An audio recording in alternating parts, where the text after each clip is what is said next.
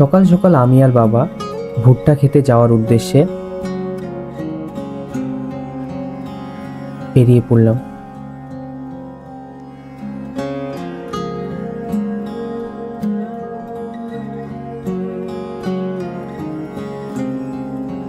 বাবা আগে যাচ্ছিল আর আমি পিছনে শাবল হাতে করে নিয়ে যাচ্ছিলাম কাজ করার জন্যে।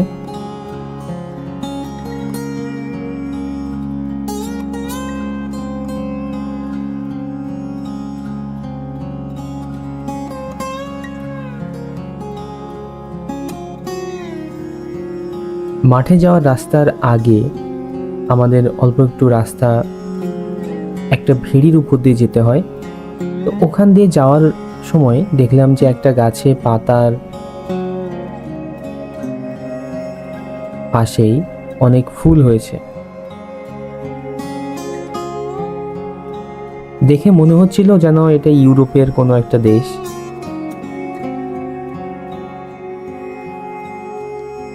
তারপরে আমরা ধান ক্ষেতের আলের পাশ দিয়ে আস্তে আস্তে মাঠের দিকে যাচ্ছিলাম।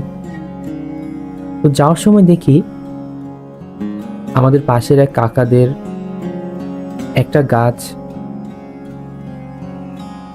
ভ্যানে করে নিয়ে যাবে বলে কেটে রেখে দেওয়া ছিল।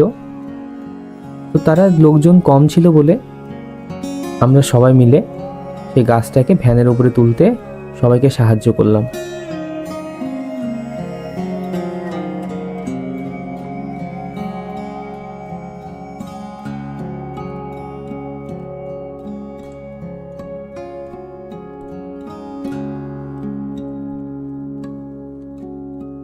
তারপর যখন গাছটাকে ভ্যানের উপর তোলা হলো তখন দেখে মনে হচ্ছিল ভ্যানের চাকাটা বুঝি দেবেই যাবে। আমি তো ভাবলাম মনে হয় এবার গাছটাকে তোলার পরে ভ্যানটাই না মাটিতে ডেবে যায়। কিন্তু তারপরে ওখান থেকে আমরা ভ্যানে ওটাকে তুলে দিয়ে আবার আমরা চলে যাচ্ছিলাম মাঠের দিকে। তো আমাদের এক দাদুর সাথে দেখা হয়। সামনে ওই লোকটা হচ্ছে আমাদের এক দাদু। তারপরে আমরা আমাদের ভুট্টা খেতে চলে আসলাম।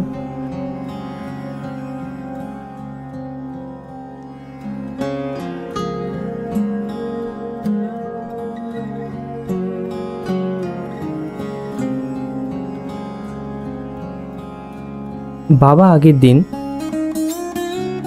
ঝালের গুঁড়ো এবং আটা একসাথে গোল গোল করে অনেকটা ওষুধের মতো করে আলের উপর রেখে দিয়েছিল, যাতে ইঁদুর কিংবা কিছু যদি এসে খেতে আসে তাহলে যাতে ওগুলো খেয়ে মারা যায়।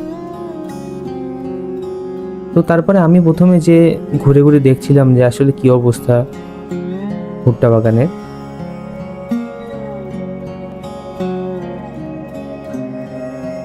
বাবা ওই বাঁশগুলো নিয়ে এসেছিল এই তারগুলোকে শক্ত করে বাঁধার জন্যে।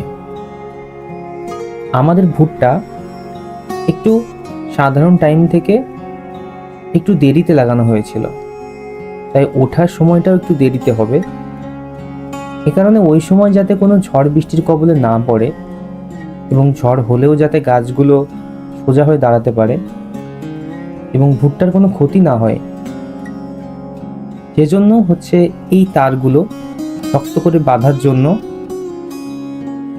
বাঁশগুলো আনা হয়েছিল।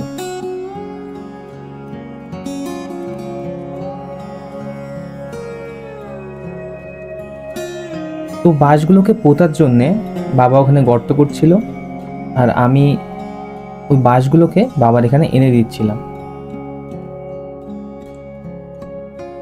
তাছাড়া মাঝে মাঝে তার টানা আরো বিভিন্ন রকম কাজ আমরা করছিলাম।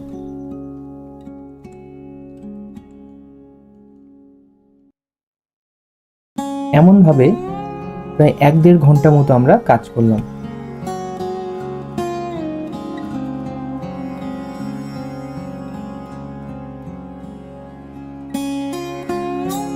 সকালবেলাতে কিন্তু আমাদের ভুট্টা ক্ষেতটা দেখতে খুবই সুন্দর লাগছিল, হালকা হালকা শীতও ছিল।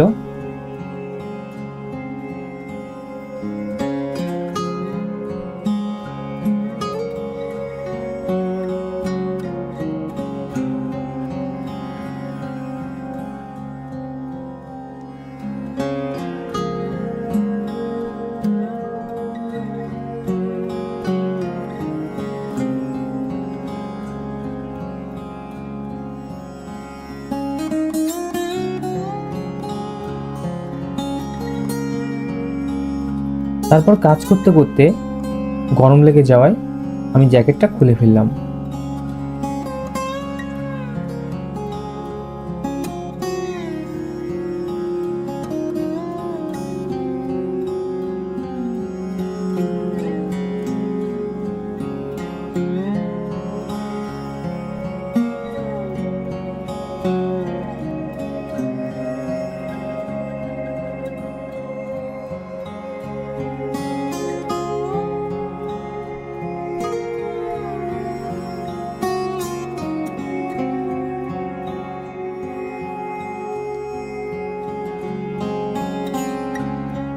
বাবার তখনও অনেকগুলো গর্ত করতে বাকি ছিল।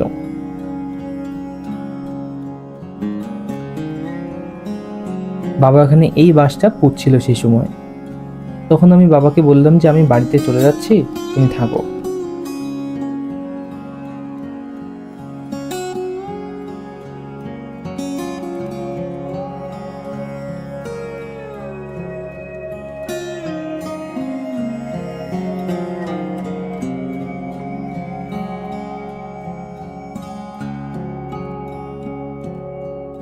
তারপরে আলের রাস্তা দিয়ে আমি বাড়ির দিকে যেতে শুরু করলাম।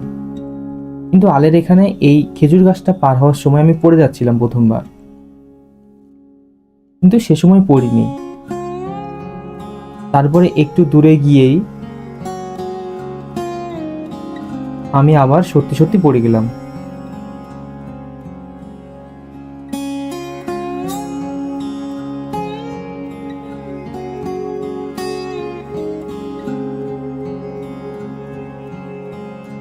এই যে এখানে আমি পড়ে গেছি।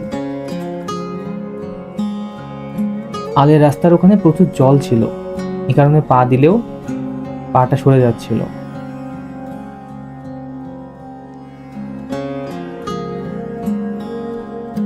তারপর আবার উঠে আবার হাঁটা শুরু করলাম। আলের রাস্তার পরে মেইন রাস্তা দিয়ে এবার চলে আসলাম।